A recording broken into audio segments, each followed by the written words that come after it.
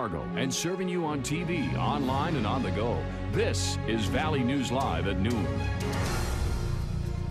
Hi, everyone. Thanks for joining us this afternoon. President Obama has declared America's war in Afghanistan had declared it over and drew up plans for an almost complete withdrawal from the country.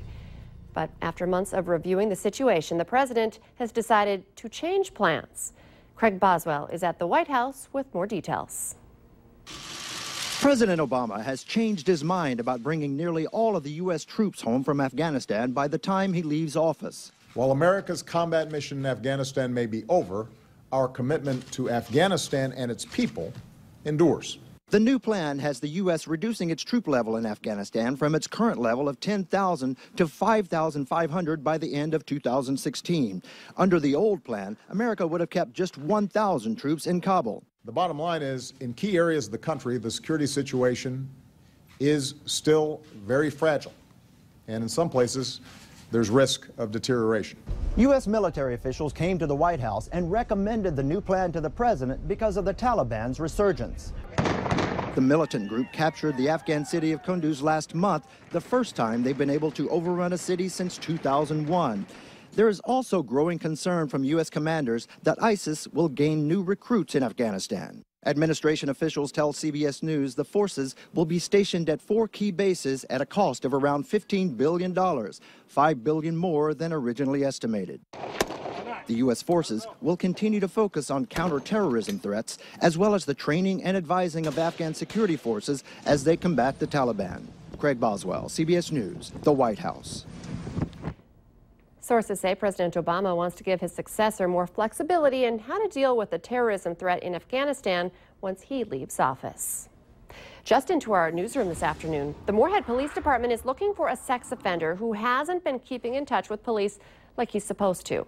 An arrest warrant is out for Jeremy Anderson. He's considered a level 2 offender after he sexually assaulted a 14-year-old girl that he knew.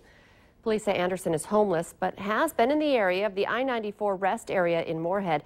If you have any information about Jeremy Anderson, please call Moorhead Police. The Minnesota State Patrol has released the name of a woman killed in a crash near Battle Lake yesterday. Troopers say Tiffany Anderson, who is 28 and from Verndale, Minnesota, was driving west on Highway 210 when her car crossed over the center line and hit a semi head-on. The crash happened about 8:15 yesterday morning. The driver of the semi, Donald Becker from Park Rapids, was taken to the hospital, but his injuries are not considered life-threatening. We've been enjoying some nice fall days, but it sounds like we could soon be flirting with winter-like weather. Let's check in with meteorologist Lisa Green. Yep, you are right. We're talking about a freeze warning coming up for tonight, but today has actually been pretty beautiful in the Southern Valley. It's been a little cool and windy, but we've enjoyed some sunshine and blue skies, and that's helped our temperatures. We've gotten into the 50s in Fargo at 56 degrees. Some places, though, stuck in the 40s right now. 48 in Thief River Falls and 46 up in Langdon. Here's a look at our winds. They've really picked up since early this morning, now at 30 miles per hour. Our gust in Badette, 33 in Jamestown, and a 31-mile-per-hour gust in Bemidji. So we're seeing the wind really going here out of the northwest, and that's really trucking in some cooler air for us too. Here's a look at our satellite and radar. We've got clouds in the Northern Valley, and with that some scattered rain showers too. The rest of us looking pretty good, enjoying a bright blue sky day at the moment. Here's a look at our planner. Temperatures are going to be dipping back after initially going up a couple more degrees here today.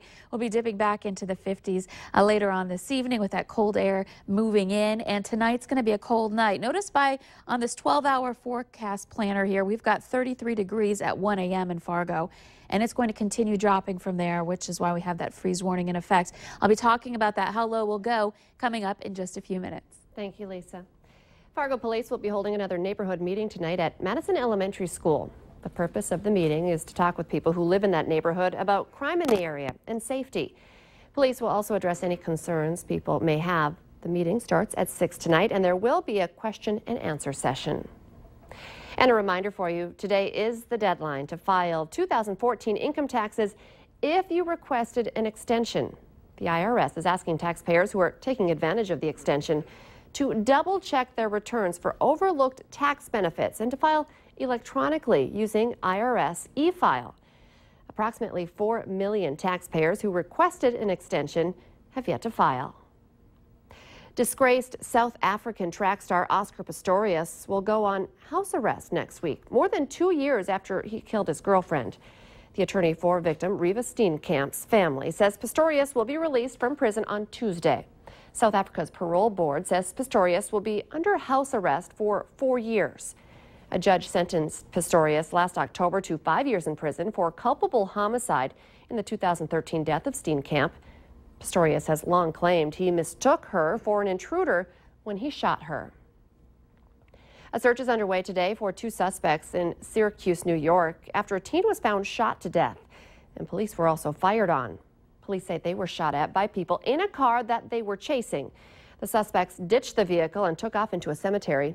Syracuse University was on emergency lockdown for a short time. Opposition lawmakers in Kosovo used tear gas to disrupt a parliamentary session today. This is the second time in the last 2 weeks.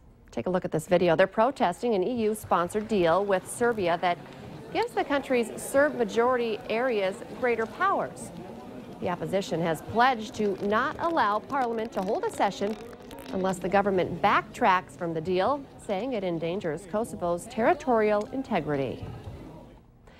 Netflix is experiencing some growing pains. The popular streaming service says it added 880,000 U.S. subscribers in July, August, and September. It may sound good, but it's far short of more than 1 million that the company had anticipated. Overall, Netflix has more than 69 million subscribers, including nearly 3 million overseas. Ahead here at noon, an apparent reoccurrence of Ebola. A British nurse who survived Ebola once is critically ill with it again. And next here at noon, we're going to check in with meteorologist Lisa Green to find out when temperatures will drop. She's talking about some freezing temperatures.